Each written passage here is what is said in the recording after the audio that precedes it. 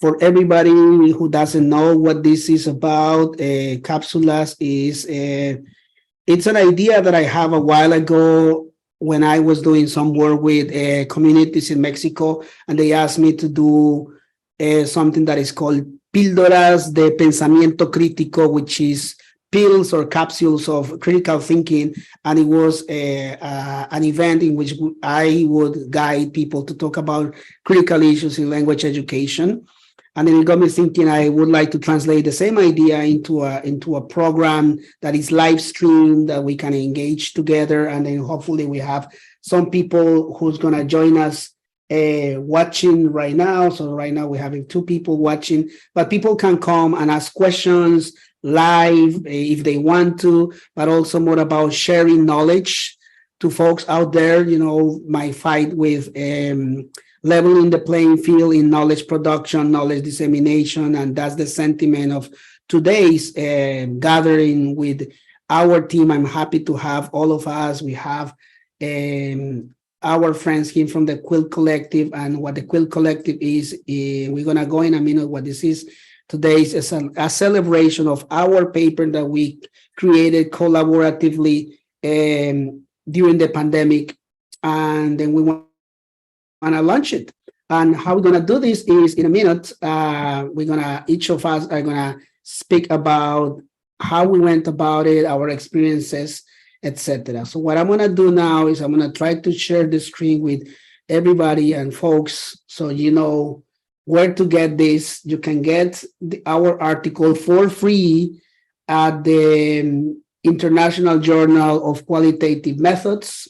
We will be providing the link in the description of the video in YouTube once it's there for folks to see it. But if you can also Google it, Beginning the Quilt, a Polyvocal and Diverse Collective Seeking New Forms of Knowledge Production. That's the title of our article.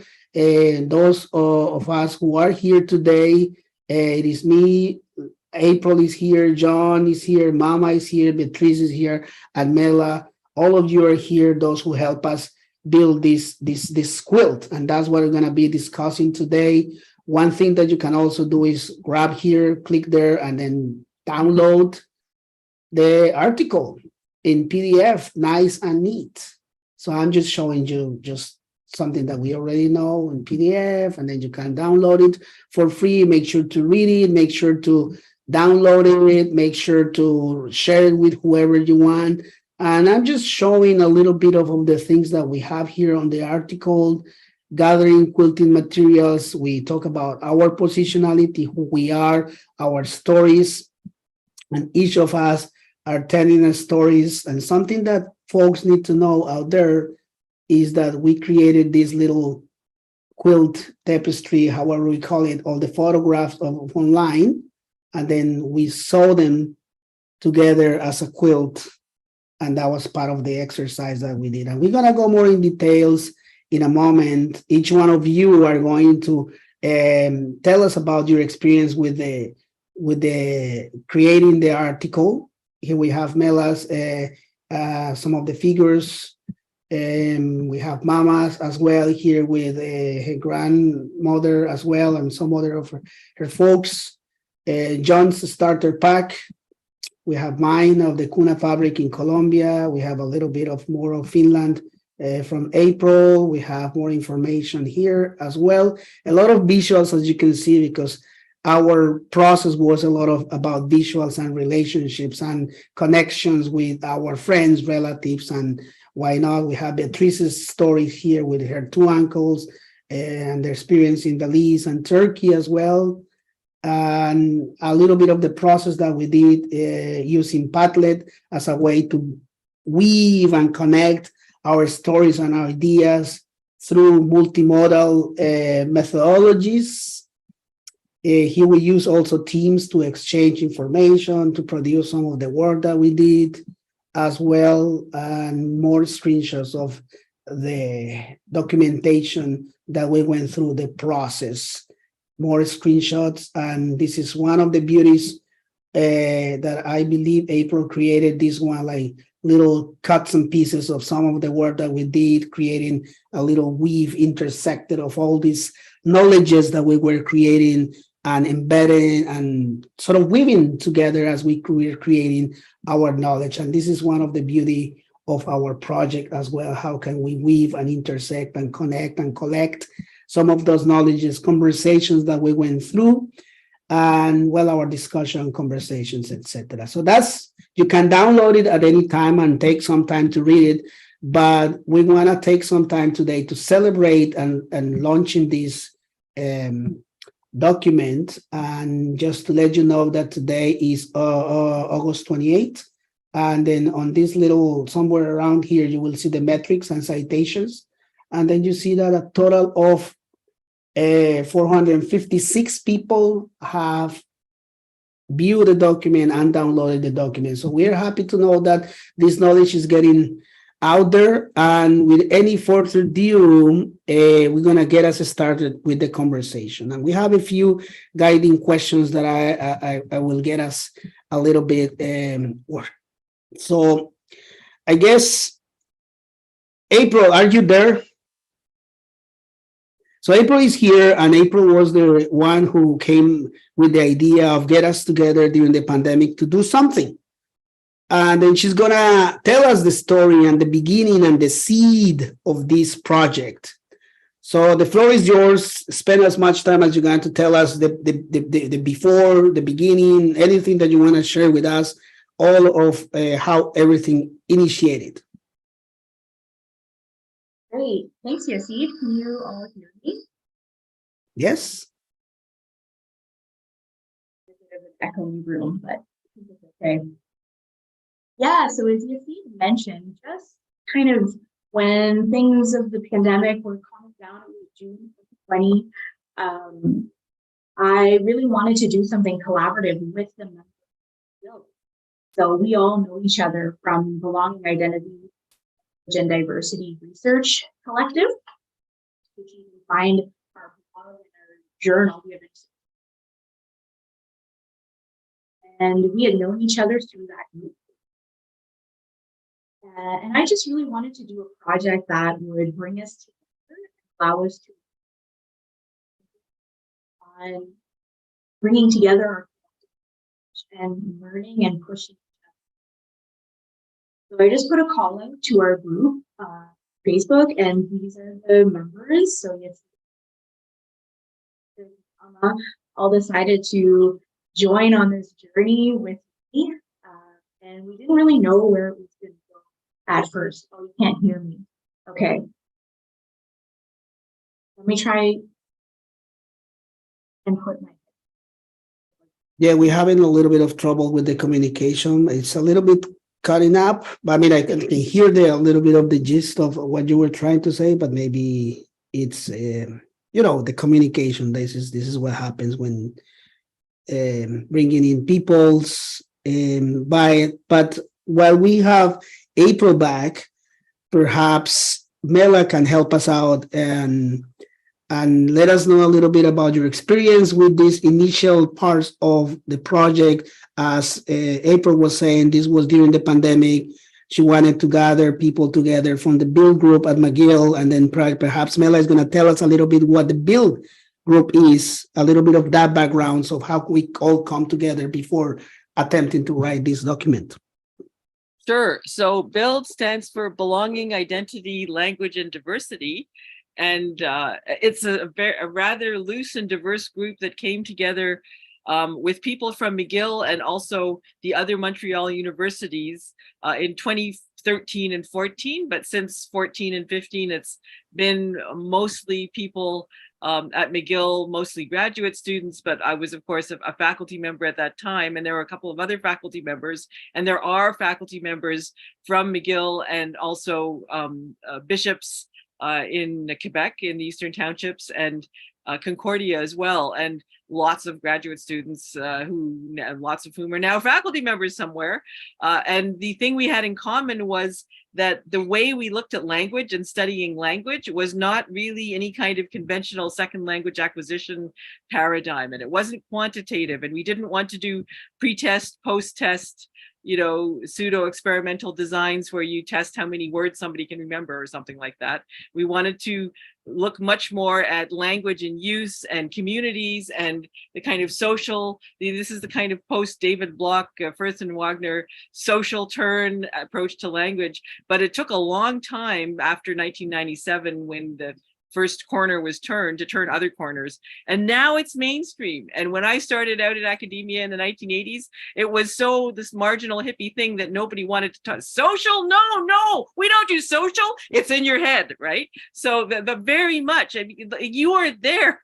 It was really frustrating. So for 20 years of my life, I was saying, we want to look at interaction. No, we don't, right? Unless it helps the language acquisition and we can measure it. So we kind of came together to do that. And what we did at Build was we said, well, we have no money, but and there's no way we can get funding for this because nobody will think it's fundable in the current climate, which was true then. I think it would not be true now. And we started a blog because one of us who knew I said, what's a blog? Like, I didn't know. And we started in 2014 and the Build blog has been going continuously, and now it's entering its 10th year of people blogging on critical sociolinguistic issues, but very accessibly about their lives, about their work as well. Some of the posts are more academic with references. Some are very informal. Like I did plenty about my grandchildren learning languages, and some are spoken word poems or other poems. There's all kinds of creative stuff has happened with the blog. And we also started a journal that two of my former PhD students, where they sort of split off and they started JBuild, which is the Journal of Belonging, Identity, Language, and Diversity. And it's become a going concern. And now, we're like a real grown-up journal, even though we're this kind of, marginal hippie journal in the eyes of some. But I think that's less and less true. And so this group has done various things. We've gone to conferences and done presentations. We've written articles together. And we always had in-person meetings at McGill because everybody was connected to McGill or Concordia and could come until like 2020. And then bang, the pandemic hits and we can't meet at all.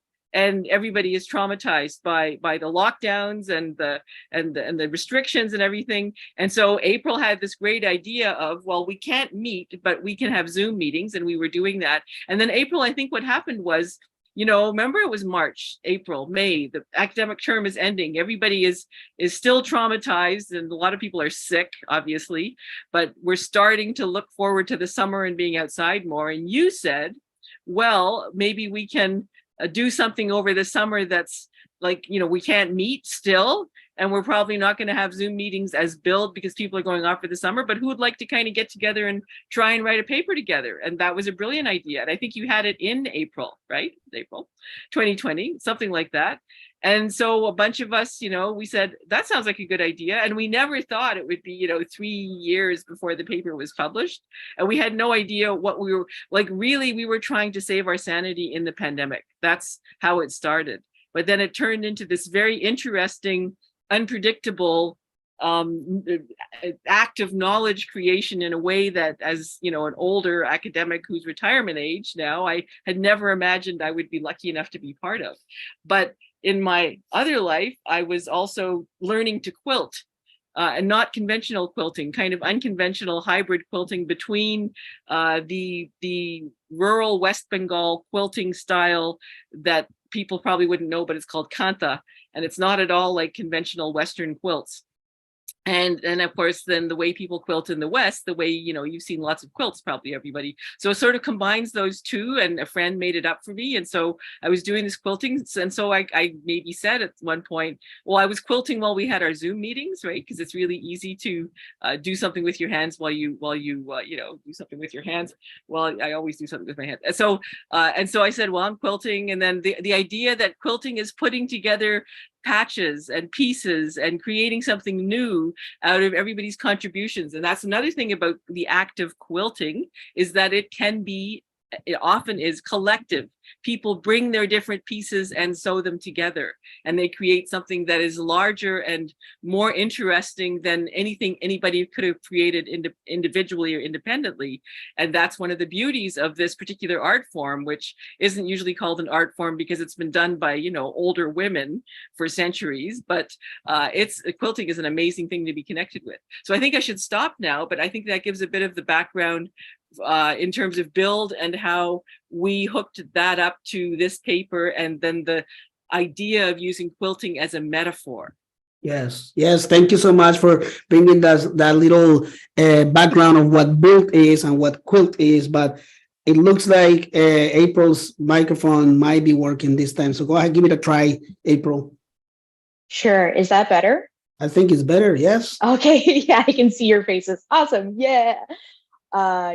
So like Mela said, it sort of grew out of this larger group. We really wanted to do something a little more in-depth and a little bit more gritty. And Mela and I have known each other for a long time. And as many of you may know, Mela is also a big science fiction fan. And she turned me on to Ursula K. Le Guin and The Dispossessed, yes, which is by far one of my favorite novels. It's about anarchists living on the moon. And I've always found this novel extremely inspiring. And like, as a feminist myself, I don't know if I would call myself an anarchist, but I do believe in trying to find different ways to work that try to evade the hierarchies that we're kind of trapped in. And as a new grad student, and many of us here, different phases of our grad students, I wanted to try and approach writing in a way that would empower all of us to like learn and grow together, and sort of break down the individualistic paradigm that surrounds academic publishing and the publisher perish pressure that we're all under. So I was like, I don't want to perish. And I don't know if I really feel ready to publish something on my own. I don't know. So we kind of had this vibe of wanting to work together and publish something together that would benefit all of us. And also to really, I feel like, distill some of our beliefs around language and language teaching. And we didn't really have a clear-cut goal when we started, because we were really aiming for a non-hierarchical, non-linear way of working. And we did that by rotating leadership roles, and also by creating a lot of space at the beginning of each meeting to really listen and check in. And as Mela said, that ended up being really important because, June 2020 is when we started working together. And that's when we realized kind of COVID was not going away. So we continued to meet and check in, and really ended up, we didn't do it on purpose, but we ended up providing each other a lot of support, emotional support and community support during these really difficult times. And also got to talk about juicy intellectual ideas related to language and language teaching and identity, and what does language and language identity mean for us. And we ended up working on that for quite a while. And in the end, we decided that one of the most interesting things about what we did was the way that we actually worked together. So then that's how we kind of came up with a methodology of vulnerability and the metaphor of quilting as a way to be vulnerable and to work together and to kind of overcome that common notion that our intellects and our emotions should be separate, and like who we are as people is separate from what our academic work. So that was really important, I think, for us throughout the way that we worked together. And that's my main thing that I think I learned. I mean, I learned lots as well, but I felt like the vulnerability and being together was really important. And I think I'll wrap up there. Yeah.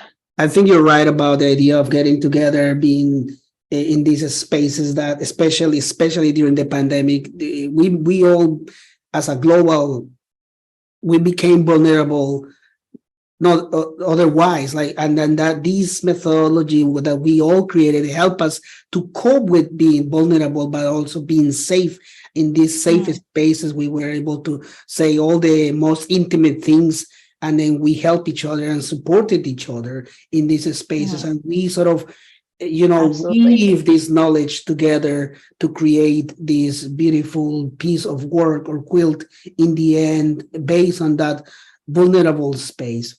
So that being said, I want to pass on the baton to the next person who wants us to let us know about your experience doing this work, but also what is it what you share in this paper that stands out. And Beatrice, perhaps you want to tell us a little bit about that experience during that work, during that time, and what did you share in the paper that our listeners and viewers want to take away from that document? Oh, okay. Thank you, Yecid. And hi, everyone. I missed you. Look, it's I won't be redundant. What has been mentioned so far is so honestly true. For me, it started as a segue into something greater, because I had been out of academic studies for decades, let's say, and I was very fortunate to be accepted to work with Mela Sarkar as my professor and supervisor. And one thing led to another through Build, to be part of this group, which afforded me, because of the pandemic, right after all my coursework was done, and I enjoyed it so very much, and hopefully caught up on academia in the field of sociolinguistics until then. So because we kept meeting quite regularly through that awful time, it really was a bright spark, both intellectually and socially. The process that I underwent was something quite novel, because I found it quite personal to discuss one's background, both through the history we had lived, how that contributes to language acquisition, in my case, and also that people were respectful. And yet, I have to say, the group were all my teachers. So it was multifaceted and multilingual, my favorite, polylingual, my favorite word. To work as a collective was, and it still is, right up my alley, because I have to say, when the word anarchist was mentioned, my ears pricked up, because I don't know, particularly Mela, if you recall, in the 80s and 70s, there was the Anarchist Cafe that fait partie. It was part of McGill's ghetto area on Milton. And there were all these long-haired, skinny ponytail guys that were quite fascinating. And we used to hang out there and talk anarchy, and it all made perfect sense. And if only the true anarchists could live in peace and harmony today. But anyway, that's just an aside. But I think in our own way, even a little step towards academic freedom, towards intellectual freedom, it builds up. And when I think that this would not have been possible, as Mela said a few decades ago, it's awesome. So there is opportunity for optimism. And I appreciate that. I like the way you mentioned the idea of the anarchist approach that we sort of followed up. I like that, and that's why I like the work that we did, because it's, in a sense, sends the message out there in qualitative research, but also in what it means to do science, sending the message that an anarchist approach to science is also possible, and then things can be done at the fringe and the margins of learning and academic work. So I still value that the work that we did is still academic, it's still valuable, and it's still like rigorous. Because a lot of folks out there, they may be, oh, but that's not rigorous, and people don't know all the rigorous moments that we have to go through in sense of coming up with the document. And sometimes it, as April mentions, it touch our hearts, it touch our personalities and who we are and our traumatic experiences to go through all of these processes that is rigorous in a sense. And that's why I love when you mentioned those ideas about being anarchists and sending the message out there that we are doing things in a different way of that has been presented, and that give us a voice and a legitimization that we as a collective are helping to move forward the field into different directions. That doesn't have to be either or, but it could be any way of addressing issues and collecting data, etc. So thanks so much, Beatrice, for helping us out build this. Now moving on into another helper and builder and quilter, John, can you help us and tell us a little bit about your story or whatever you want to share with the paper, and how was your experience in this collective writing with us? Sure, I'll try my best. But I want to build up on what April and Beatrice were already saying, because like April said, we were all coming from different stages of our graduate studies. And at the time, I think when the idea was pitched in, I was just about to start my first year of the PhD. But of course, we didn't get to our meet, like when we were doing our data generation and collection, until I was already in my first year. But during that time, there was a lot of like academia and academic life and academic personhood. They were all a mystery to me in a way. Like, you come off from a master's program. I was expecting to just go back and work full time as a teacher, but I was convinced somehow to do a PhD instead. But you take all of these courses about methodology and theory and all of this, but no one really teaches you how to be an academic person. No one teaches you how to actually do research and what goes behind a published paper and all of these things. You just kind of randomly go to conferences and see all of these people and think, wow, okay, so like these people just like came out of the womb with knowledge of how to conduct research.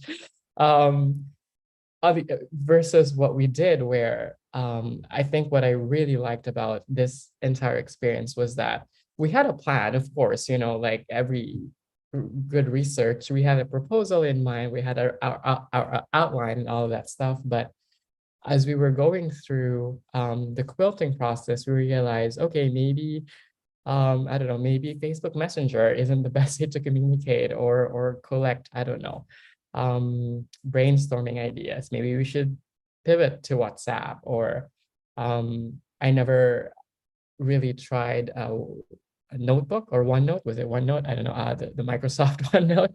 But it worked so well for us, in my opinion. I remember trying that out when I was in undergrad and I hated it. So I was a bit skeptical when we were about to use it for the quilting, but it worked so well and I almost wanted to use it again.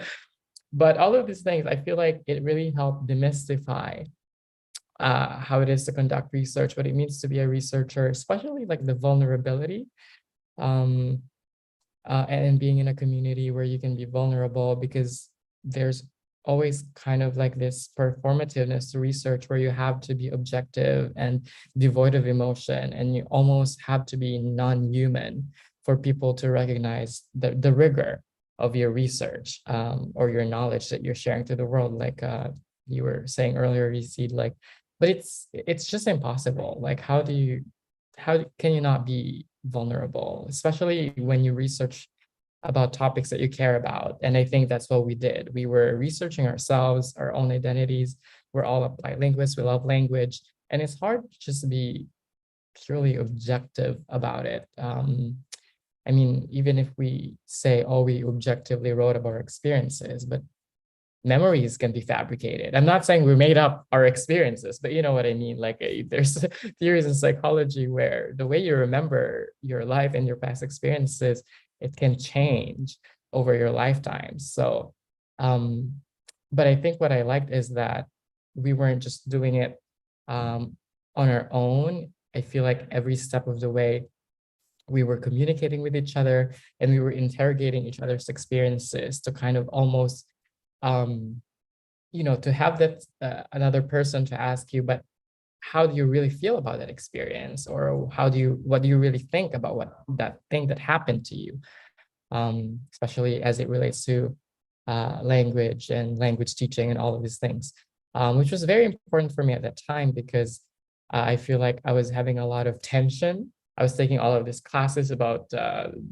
theory and all of these things, and I was having a lot of tensions about, like I was reading papers about academic language being a hegemony and being discriminatory, and some scholars might argue that it's racist and all of these things. But here I was reading, writing, breathing academic language, and I wouldn't be doing a PhD, right, if I didn't have enough academic language. So there's a lot of like tensions going on.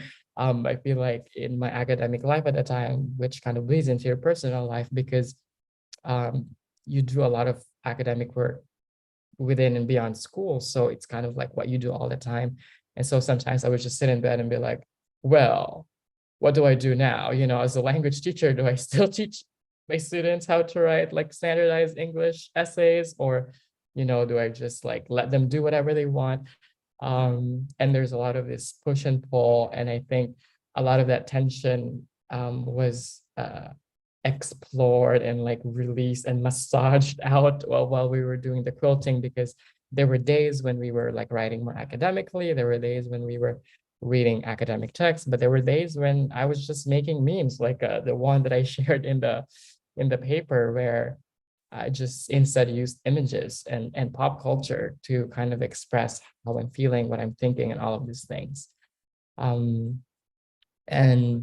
I guess one last thing is that I loved how we kind of also delegated tasks, especially when we were doing a lot of readings, because it can be like, I have just finished my candidacy, I've just finished like my proposal and all of these things, but there's a lot of reading, and sometimes it's so overwhelming. Like after you read all of these things, you're like, well, I can't write now. Like it's just all in here, and it's so hard to organize ideas. But I super enjoyed doing like jigsaw reading and then coming together and then sharing what we learned. And it really made me appreciate that one reading that I think my favorite coming out of this paper was the reading by Yunka Porta about knowledge production and knowledge distribution. And one of the things about that they argued for is that knowledge is socially distributed. And I think that's really something that was special about this quilting project, was that I really truly feel like we enacted that. I'm not just biased. I'm not being biased. Maybe I am, but I do feel like, like all of the knowledge that we shared and put together in this paper, it was just not from me or from any one of us. It was truly distributed. And I don't know, it's almost like if I, like what we're doing right now in this live stream, if I just describe the paper by myself, it's incomplete. And it requires everybody to like kind of complete that description. Yeah, I think I babbled on for too long, so I will stop there. No, I think you're right about what's saying. Like we're doing is exactly what we were doing for several months, weaving knowledges, weaving ideas, immersing ourselves into new ways of creating things. And as you mentioned, John Caporta talks about this idea of knowledge is socially distributed, socially constructed, and built no one or the other, but we are all owners of the knowledge from an indigenous perspective. There is no one owner of this is mine, but this is ours. This is us. And in a sense, you mentioned the idea of this exercise help us to reclaim our humanity, that for a long time, scientific knowledge and scientific methods push us away because of the objectivity that we need to be as researchers. You cannot be a true researcher if you are not objective enough. And what we did with this was exactly the opposite, like pushing those boundaries and saying, yes, this is knowledge creation, this is knowledge engagement, this is science from the point of view of the margins or the other ways of doing things. And that's why we are here, trying to create and engage and motivate others to continue pushing those boundaries. And that's why we are here, to help us celebrate, but also encourage, empower, and engage with others as well. So now moving into another of our friends who help us build this knowledges, Mama. So tell us a little bit about the stories that you share with us, your experience with our group, weaving all of these knowledges. Anything that you want to share with us today? Well, thank you so much, Yecid, and it's lovely to see all of you together again. I'm thinking that I will jump off what John said, because it really resonated with me as well.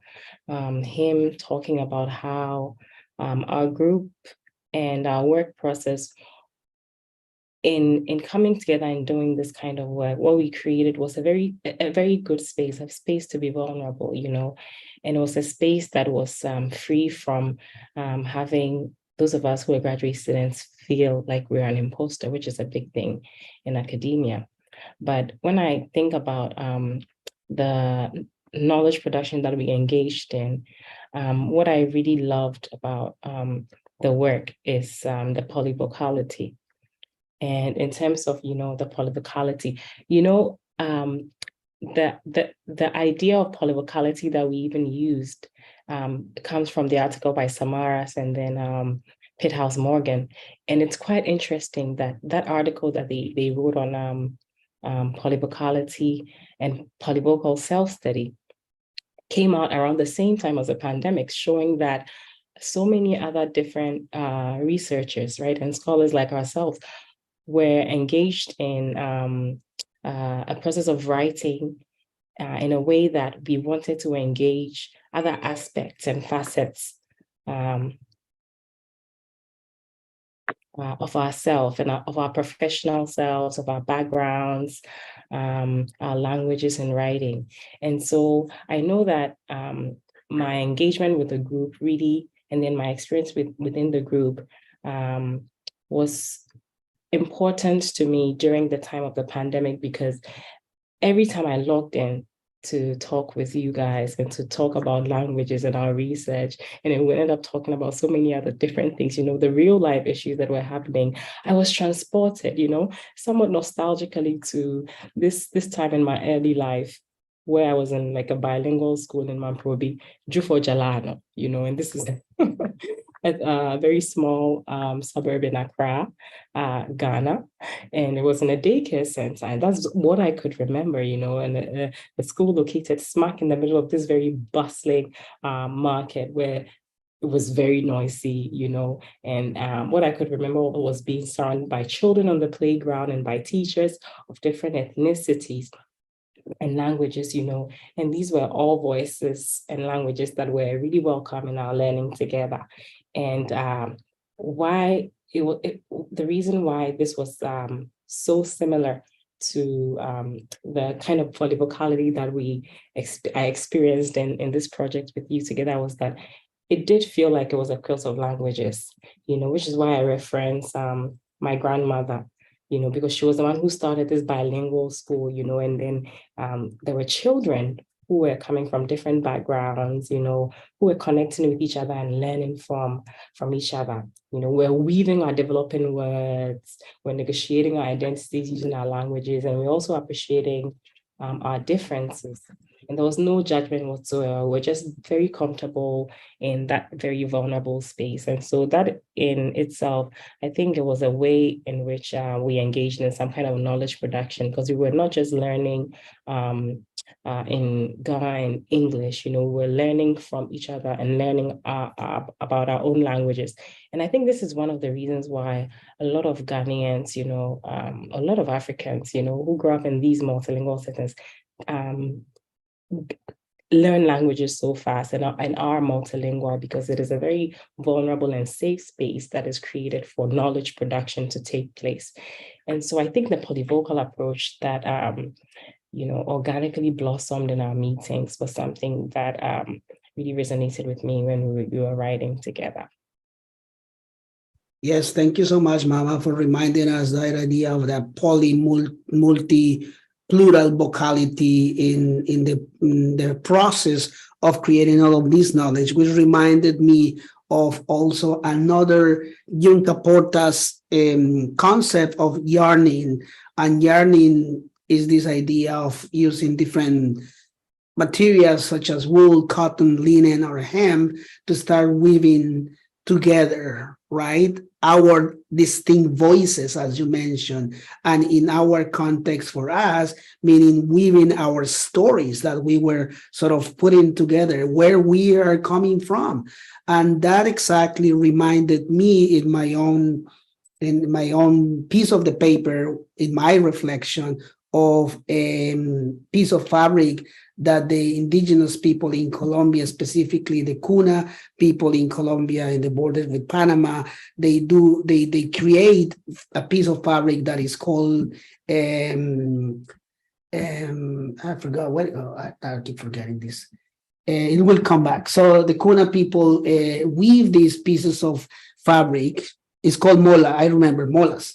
So they create these pieces of fabric. So for me, the exercise that we did all together, sort of, it was a call back to my roots and to think about the place where I was born and those people who have always been at the margins in Colombia, the indigenous people, and how indigenous people have created these wonderful pieces of art made out of fabric. And because we were sort of building and weaving together and stitching our lives and stories together, it would make sense to me to share that part of my background or the roots of the country that I was born.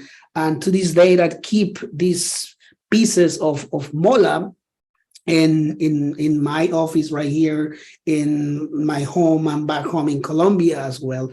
So this exercise for me was a moment for me to go back to my roots and think of those people who will leave behind, but also we can bring them as part of the stories in the conversation and as part of those moments in which we are creating a knowledge through this methodology of vulnerability.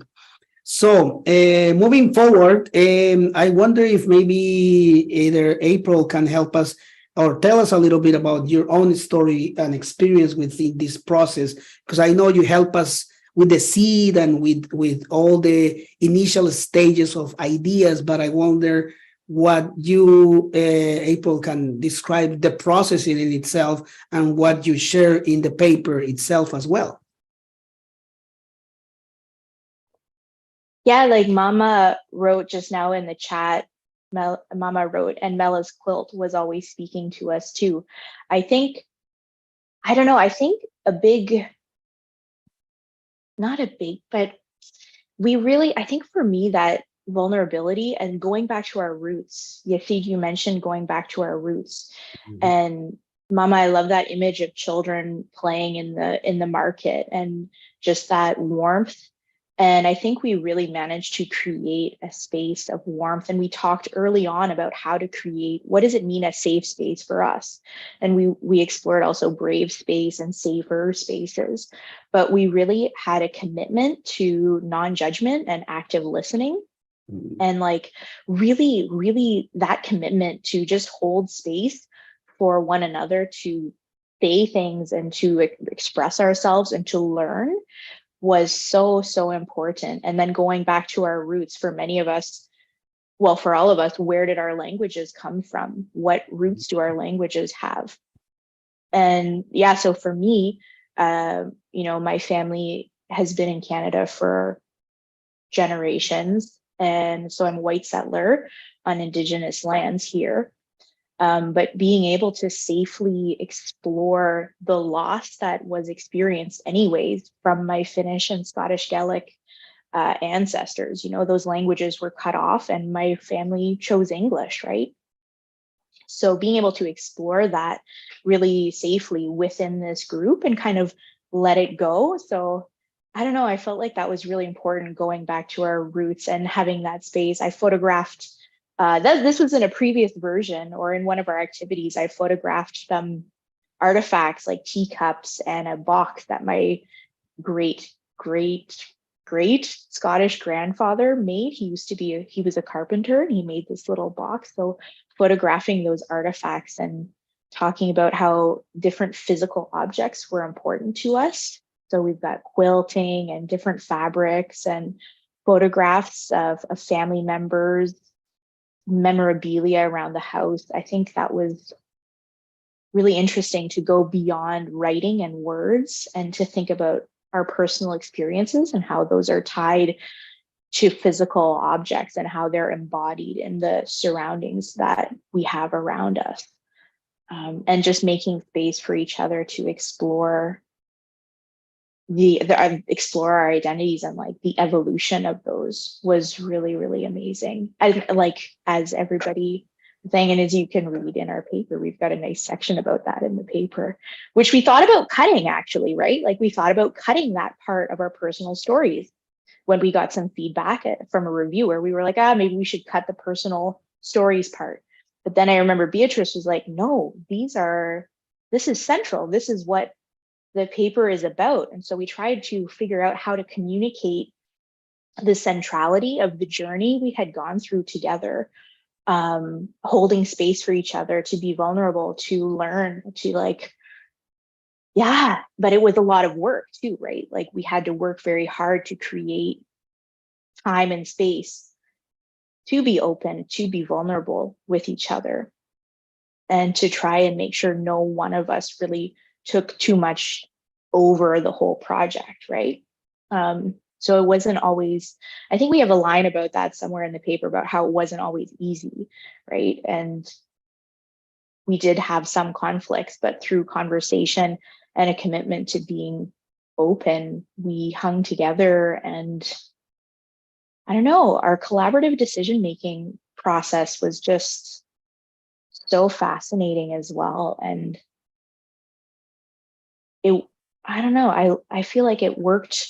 I don't know, what do you all think about our collaborative decision-making process? I don't know how to describe it. Yeah, someone else.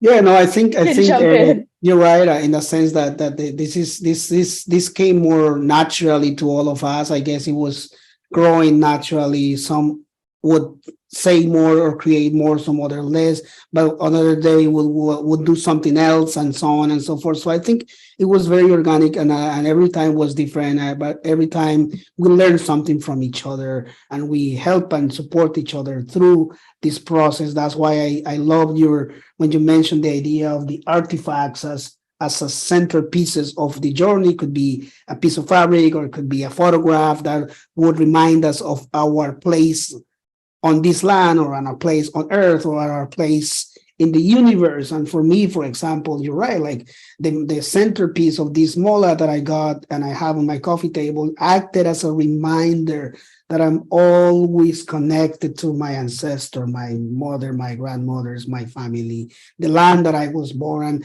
it's always how we relate and come back to those pictures and those artifacts, because we relate always to those conversations that we were having together.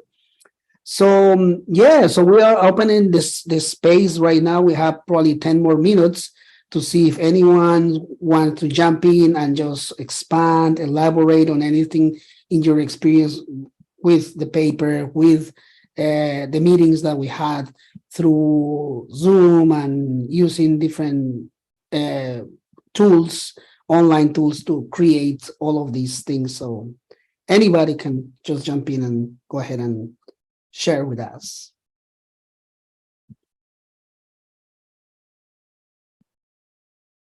Could I jump in? Yeah, of course.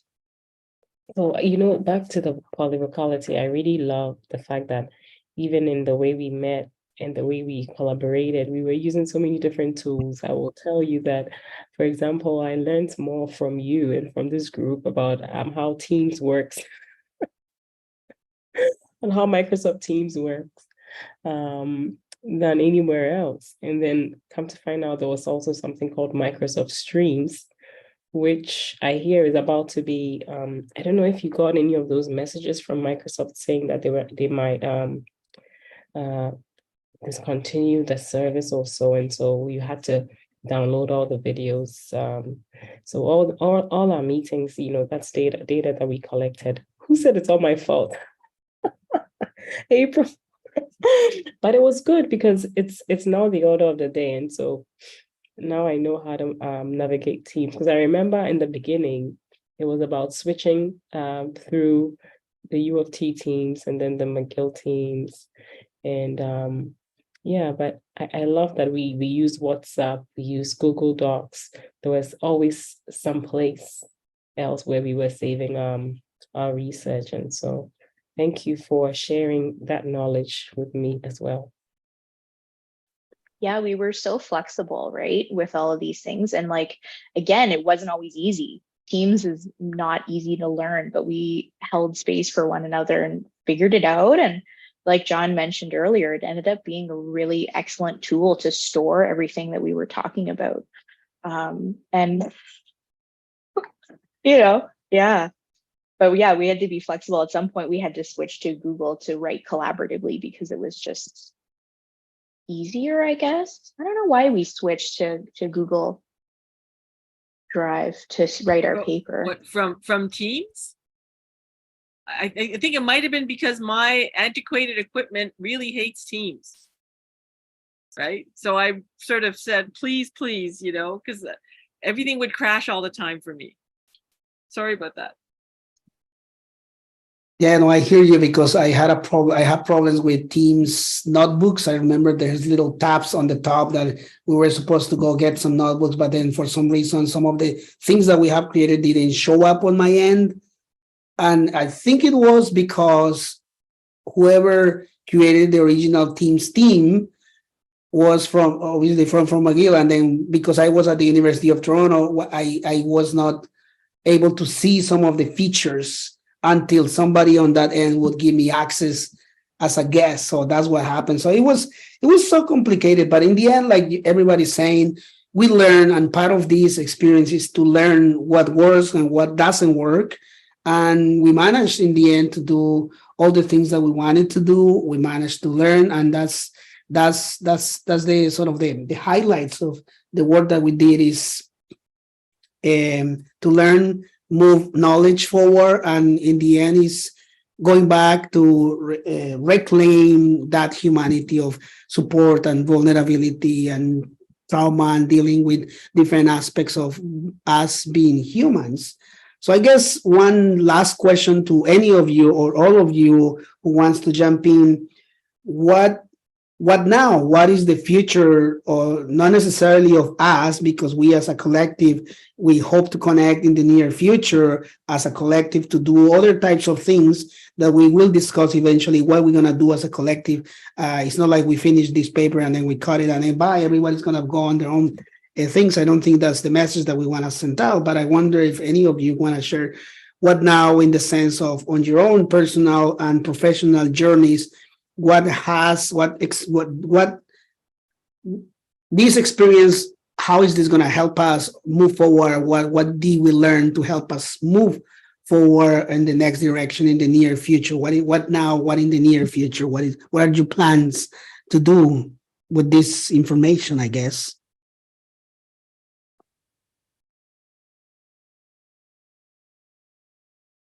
In the meantime, while you think of what now, I can tell you that because of this multimodal experience and this collaborative experience, I am now moving into the direction of more and more into the field of social linguistics, into the field of critical social linguistics, in the field of social linguistics, anthropology as well, more on the work of collaborative action research, collaborative arts-based research, collaborative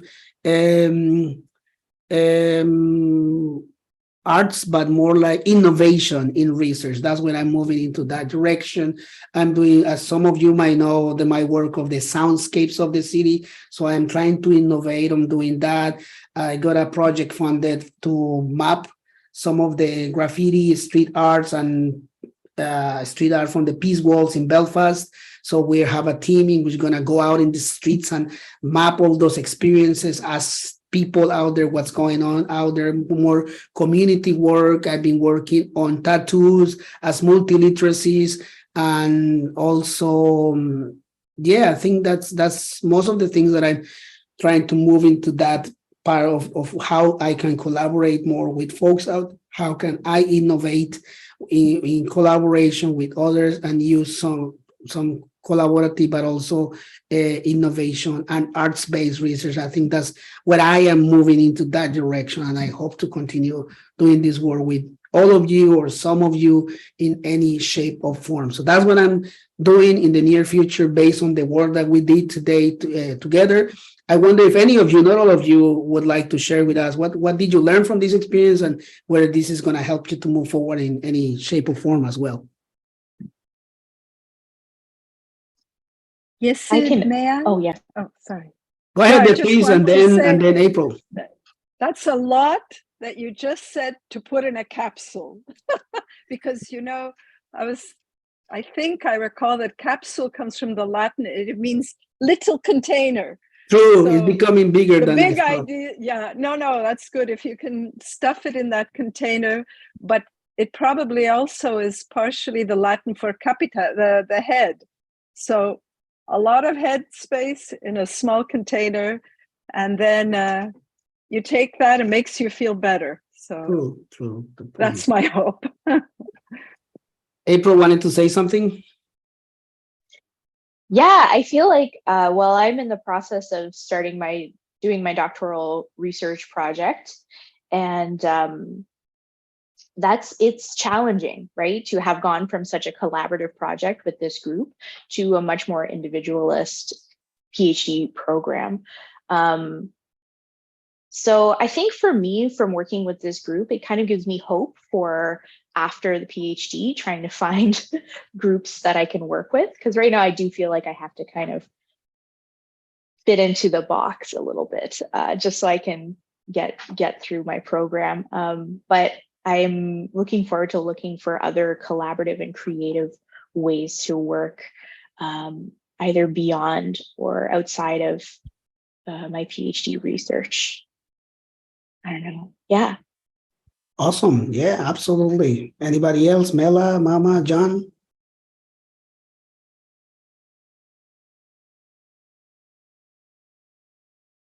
Well, I don't want to talk too much because the problem with being a professor who's been a professor for many years is that it's really hard to not talk too much as soon as someone says it's your platform. But certainly one of the things that I've taken away from this whole collaborative experience is how amazing it is to work in a non-hierarchical way. Because academia is very hierarchical and it's full of huge egos who all want to, get their 2 cents worth in and take over the talking turn. And we worked really hard to break down the hierarchy, and it is not easy, and it's especially not easy if you're the professor, right, and you're older. and then everybody else goes, oh yes, professor. I mean, but you all don't, so that's great. But a lot of people do. So I wish that it was like that in academia more. And I think that you will all take that into your academic lives. You won't want people to sort of sit around and kiss the hem of your garment. And so, imagine. So, but I mean, that's going to change academia. Slowly. I think, this, I don't know what I'm going to do. I'm going to retire and quilt and hang out with the grandchildren. But mentoring is really fun. But mentoring just kind of means, saying, oh, well, gee, yeah, 25 years ago, I had this experience, right? And it might be useful for somebody. So I hope I can do that sometimes. Yeah. I must agree with you, Mela. And especially this collaborative exercise is sending the message to destroy those egos and to destroy those hierarchies in the academic world in which there is one person who does the whole thing and thinks is the one and only better of the knowledge. And that's why the intention of this paper is to send that message that although, for example, me, I am the first one on the line in the paper because I am the author that submitted everything. It doesn't mean that I am the one who actually did the whole thing. But I want this to be clear out there that we acted as a collective, and we are the Quilt Collective. We all work together towards creating this beauty. And I did everything in my power to send the message to the editors that we wanted to have not all the names, but just one name, like the Quilt Collective, to send that message precisely. But for whatever technical things over there. They couldn't do it or they were not able to do it. But we hope that in a not distant future, more collaborative pieces can be done, and that not only one person holds the power, but we all the creators of that knowledge, and it is recognized as that, precisely to disbalance that power relations that are out there. So we have a minute. So before closing our session today, if there is anybody else who want to jump in and say something to close today, by all means, go ahead. You have the space here. Mama or John, perhaps any of you want to say something to wrap up today? Okay, I guess it's me. I'm just looking at the chat here. Well, thanks everybody who joined us. If there were any who did. If you didn't catch us during this live stream, I'm sure you can take your time and like chew on this video, the recording later on. But I think as a parting message, well, not a parting message, we're all in Montreal, well, except for Yecid, of course. I think doing something like this, it leaves an impact on you. And like, I feel like I will not do research the same way anymore after this. I don't know if that makes sense. Every time I think of, like, even when I was thinking about my own PhD project, I always start thinking about the things, the little values that we learned throughout this journey of thinking like, well, how can I quilt with my participants? Like, how can I not make it seem like I'm the only one producing knowledge here? When in reality, I'm just collecting it and writing it up, but it's not from me. So all of these little things that now I always have to like ask myself in everything I do as an academic I think it's that those will always be with me now. And I guess for all of us here, for the rest of our academic absolutely. careers. Yay. Yeah. Yeah. Mama, is there anything that you want to say to wrap up today's session? Well, the only thing I can say is probably just re-quoting the quote that Mela just posted, which I thought is so interesting. She said it's one of her favorite Ursula Le Guin quotes, which is that theories are things invented by people, mostly men, who are worried. Exactly. And I'm wondering, did we come up with any theories in our paper? Could it be because it wasn't just men who were We're not worried. One of my mentors not worried? said it away, because I would go on about how I was atheoretical because I don't like the really formal theories. And the mentor, who was Howard Nicholas, who is at a university in Australia, he was a friend of my supervisor, and he said, look, a theory is an explanation. Just think of it that way. It's an explanation. So stop being, you don't have to worry that you're trying to explain something. That's what a theory is. We are curious. Go on, Mela, go on. No, but that's just stuck with me. And I look at theories and say, is this an explanation that makes sense? And if it isn't, I just don't even bother with it because most of them don't make sense. I was going to say that we are living theories, living practical lives, creating knowledges all together. And that's what we did. And that was we continue doing as a Quilt collective. I hope us the best in our personal and professional lives moving forward. We will be reconnecting again at some point in the near future to determine what are we going to be doing, which everything is going to be great for all of us. Thanks everybody for coming, those who are watching live right now, but also for those who are going to rewatch it again after today. Thanks for coming, and feel free to download our paper. In the paper, you have all our email information should you have any questions or comments. And I guess the ultimate message is please go out there in the planet, do whatever you need to do to collaborate, engage, and relate to other communities and create knowledge on the go and purposely. Thank you for coming. Have a good rest of the week, everybody. Bye.